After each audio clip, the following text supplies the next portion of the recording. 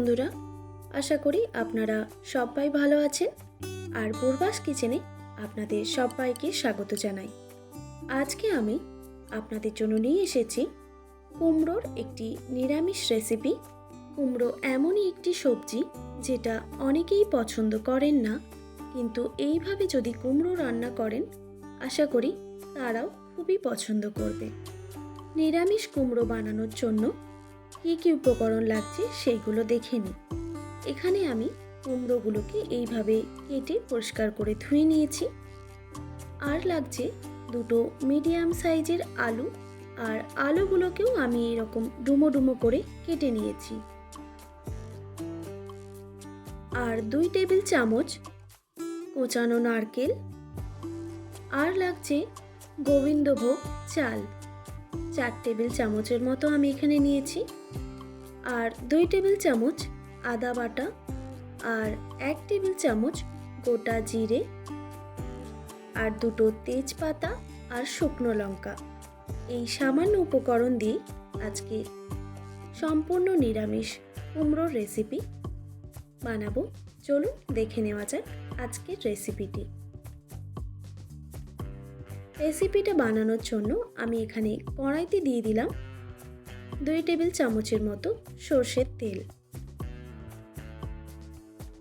তেলটা গরম হয়ে গেলেই দুটো তেজপাতা আর শুকনো লঙ্কা দিয়ে দিলাম।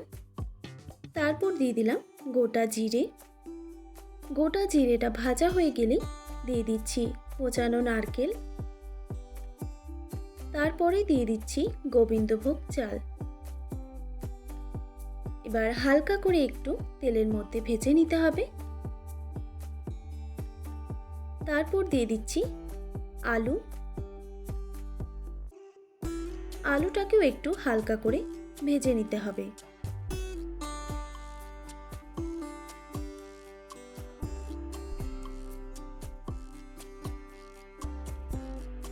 আলুটা হালকা করে ভাজা হয়ে গেলেই কেটে রাখা কুমড়ো দিয়ে দিচ্ছি।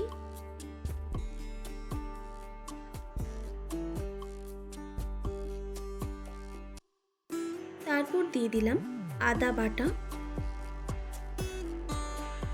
আর দিয়ে দিলাম হাফ টেবিল চামচ হলুদের গুঁড়ো, আর স্বাদ মতো নুন, আর দিয়ে দিলাম 1 টিস্পুন জিরে গুঁড়ো। এবার সব উপকরণগুলোকে ভালো করে মিক্স করে নিতে হবে।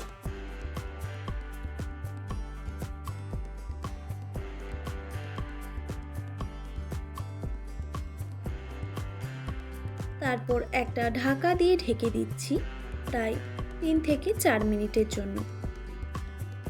আর গ্যাসের ফ্লেমটা এখন আমি মিডিয়াম রেখেছিলাম। 3-4 মিনিট পর ঢাকাটা সরিয়ে আবারও একটু নাড়াচাড়া করে দিতে হবে।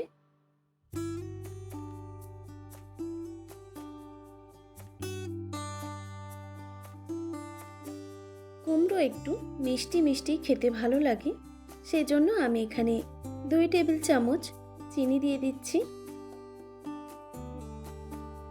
আপনারা চিনিটা অবশ্যই কম বেশি করে নেবেন। তারপর ভালো করে আবারও আমি নাড়াচাড়া করে নিলাম।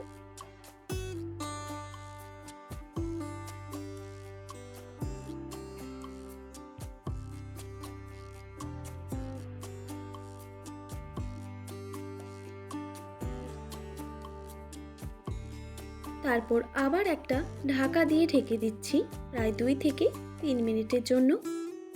2-3 মিনিট পর ঢাকাটা সরিয়ে নিলাম। কুমড়ো থেকে অনেকটাই জল বেরিয়ে এসেছে। আমি কিন্তু এখানে কোনো রকম জল ইউজ করিনি। কুমড়োর জলেই রান্নাটা হয়ে যায়। এবার আমি একটা পাত্রে এটা নামিয়ে নিলাম। আবারও আমি ওই কড়াইতেই দিয়ে দিচ্ছি 1 টেবিল চামচ সর্ষের তেল। এবার এখানে আমি সামান্য মটর ডালের বড়ি দিচ্ছি। বড়িগুলোকে হালকা করে ভেজে নিতে হবে। বড়িটা পুরোপুরি অপশনাল, আপনারা চাইলে দিতেও পারেন বা নাও দিতে পারেন। বড়িটা ভাজা হয়ে গেলেই এবার সেদ্ধ করে রাখা কুমড়োটা আমি এখানে দিয়ে দিলাম। তারপর একটা ঢাকা দিয়ে ঢেকে দিচ্ছি প্রায় 1 মিনিটের জন্য। 1 মিনিট পর আমি ঢাকাটা সরিয়ে নিলাম। এবার ভালো করে নাড়াচাড়া করে নিতে হবে।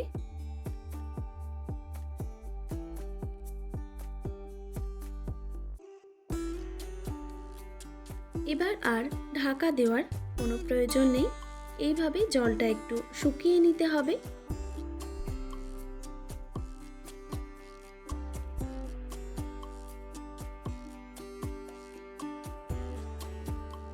জলটা পুরোপুরিভাবে শুকিয়ে গেছে। এবার আমি গ্যাসের ফ্লেমটা অফ করে দিলাম। একদম রেডি সম্পূর্ণ নিরামিষ কুমড়োর ছক্কা বা কুমড়োর ঘন্ট। এবার রুটি, পরোটা, লুচি কিংবা ভাতের সঙ্গেও পরিবেশন করতে পারেন। আজকের রেসিপি আপনাদের কেমন লাগলো অবশ্যই কমেন্ট করে জানাবেন। আর রেসিপি ভালো লেগে থাকলে বন্ধুদের সঙ্গে শেয়ারও করে দেবেন। আর যারা আমার চ্যানেলটিকে এখনও পর্যন্ত সাবস্ক্রাইব করেননি, অবশ্যই চ্যানেলটিকে সাবস্ক্রাইব করার অনুরোধ রইল।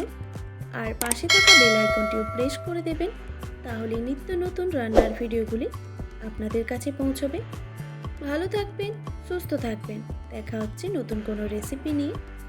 আর এতক্ষণ আমার সঙ্গে থাকার জন্য আপনাদের সবাইকে অনেক ধন্যবাদ।